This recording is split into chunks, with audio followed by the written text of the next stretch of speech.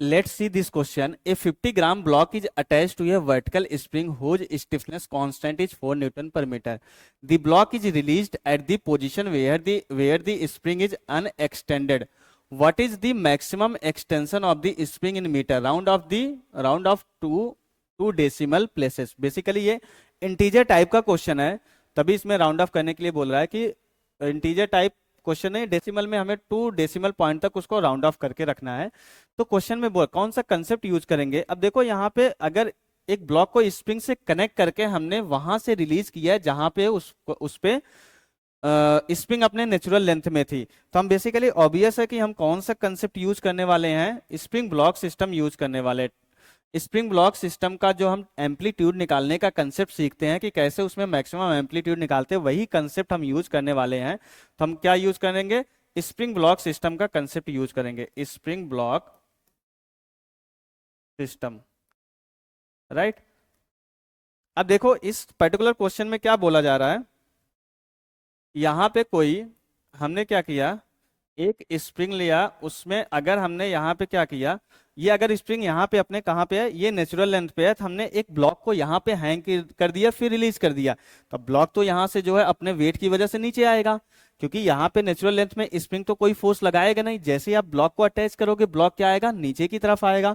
अब ब्लॉक अगर नीचे की तरफ आएगा तो एक ऐसा पॉइंट आएगा जहां पे स्प्रिंग फोर्स जो है बढ़ते बढ़ते उसके वेट को बैलेंस कर रहा होगा। तो कंसीडर कर लेते, ये तो हमारा क्या है, नेचुरल लेंथ है। अगर हम कर लेते ये वाला पॉइंट कौन सा है, जहां पे इसका वेट और स्प्रिंग फोर्स एक दूसरे को बैलेंस कर रहे हैं, तो ये कौन सा पॉइंट हो जाएगा, मीन पोजीशन। बट जब आपने ब्लॉक को यहां से छोड़ा है, जब यहां पे पहुंचा, फोर्स तो भले बैलेंस हो गया, बट इसके पास अब क्या आ गई है, काइनेटिक एनर्जी। उस काइनेटिक एनर्जी की वजह से इसके पास यहाँ पे स्पीड होगी, तो अपने उस काइनेटिक एनर्जी और स्पीड की वजह से ये ब्लॉक कहाँ जाएगा, और नीचे जाएगा। तो अपने यहाँ पे इस एम्पलीट्यूड वाले पोजीशन, इस एक्सट्रीम पोजीशन, ये क्या होगा, एक्सट्रीम पोजीशन होगा।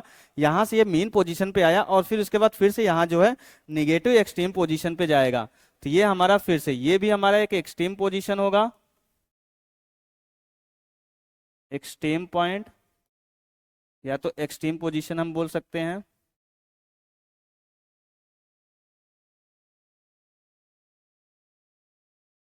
और ये भी हमारा क्या होगा, एक्सट्रीम पोजीशन।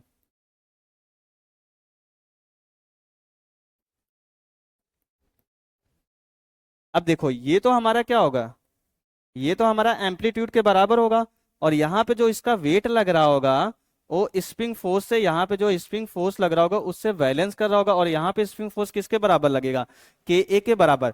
बट इस स्प्रिंग में जो मैक्सिमम एक्सटेंशन हो रहा है, मैक्सिमम एक्सटेंशन हमारा कितना हो रहा है, यहाँ से यहाँ तक मैक्सिमम एक्सटेंशन तो हमारा 2a के बराबर हो रहा है। तो यहाँ पे गलती होने के चांस यही होते हैं कि हम a तो निकाल लेते हैं, वही आंसर टिक भी कर देते हैं, बट हमारा करेक्ट आंसर मैक्सिमम एक्सटेंशन पूछा जा रहा है फ्रॉम दी नेचुरल लेंथ। तो मैक्सिमम एक्सटेंशन कहाँ तक हो रहा है, 2a के बराबर हो रहा है। तो पहले हम एम्पलीट्यूड निकालेंगे इन दोनों फोर्स को बैलेंस करके। तो देखो अब दोनों फोर्स को अगर हम यहाँ पे बैलेंस करेंगे तो स्प्रिंग फोर्स हमारा कितना हो जाएगा, के ए के बराबर, और इसको कौन बैलेंस कर रहा है, एम जी इक्वल टू के ए के बराबर हो जाएगा। तो यहाँ से एम्पलीट्यूड हमारा कितना आ जाएगा, अब देखते हैं डेटा क्या गिवन है। मास हमें 50 ग्राम गिवन है, तो 50 इंटू क्या हो जाएगा, 10 की पावर -3 इंटू 10, और ये कितना गिवन है, 4 के बराबर गिवन है। और मैक्सिमम एक्सटेंशन पूछा है, इसका डबल कर देंगे हम, मैक्सिमम एक्सटेंशन इक्वल टू हमारा क्या हो जाएगा, 2a। ये कितना हो जाएगा, 2 का मल्टीप्लाई करेंगे 2 बचेगा, 25 आ जाएगा। तो ये 25 इंटू यहाँ से क्या आ जाएगा, 10 की पावर -2, तो ये कितना आ जाएगा, 0.25 मीटर के बराबर। और यहीं तक हमें लिखना था, डेसिमल के 2 पॉइंट तक लिखना था।